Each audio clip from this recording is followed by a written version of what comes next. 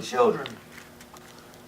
But there was 4 of them in particular. There's Daniel, Shadrach, Meshach, and Abednego that knew a thing or two about worshiping God. They weren't going to change their ways. See, these men, these Hebrew boys, these Hebrew young men that the king brought into his palace, he wanted them to, learn the language, learn their language. Where we at, Daniel? What? The first chapter of Daniel, verses 8 through 10. I hate to interrupt, but I got lost. No, go ahead. I didn't say. I just said the first chapter of Daniel. I'm giving you a narrative. But see, Daniel was not going to go. See, let's bring it back to modern times again. Baby, you're As going to fall. Christians, we go to a job where people are cursing and drinking and da-da-da. We don't really necessarily think, well, folks at my church aren't going to know that I'm over here cutting up with the fellas. They're not going to know. It's all right. Okay? These men, they were offered portions off the king's table. A portion of his wine, a portion of his meat, his portions. But Daniel said to the man that was in charge of him, he said, man, I don't want that. I don't want a portion, because in those times, the meat was dedicated to pagan gods. And Daniel felt that would defile his relationship with his God. So in an act of worship, he begged of the person in charge of him to just give him some vegetables and water. But see, in those times, the king would take your head if you disobeyed him.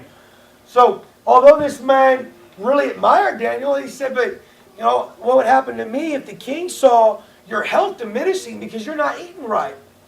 And so Daniel said, well, I'll tell you what. Give me 10 days. Feed me what I asked for 10 days. And then compare me with the other guys. Compare us 4 with the other guys. So for 10 days, he eats vegetables and water only. And when the king's servant come back that was in charge of him, they come back to look at him.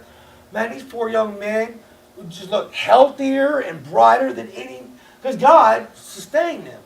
So for the rest of his duration, let me just read it out of the Bible. But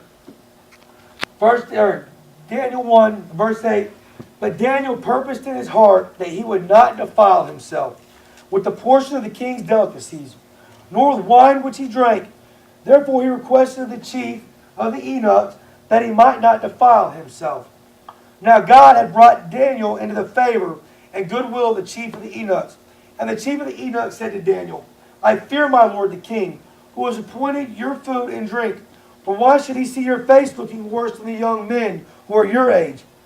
Then you would endanger my head before the king. So Daniel said to the steward, whom the chief of the eunuchs had set over Daniel, Hanani, Mishael, and Azariah, Meshach, Shadrach, and Abednego. They gave them different names. I thought they had to write. But please test your servants for 10 days, and let them give us vegetables to eat and water to drink. Then let our appearance be examined before you, and the appearance of the young men who eat the portion of the king's delicacies, and you will see fit so deal with your servants.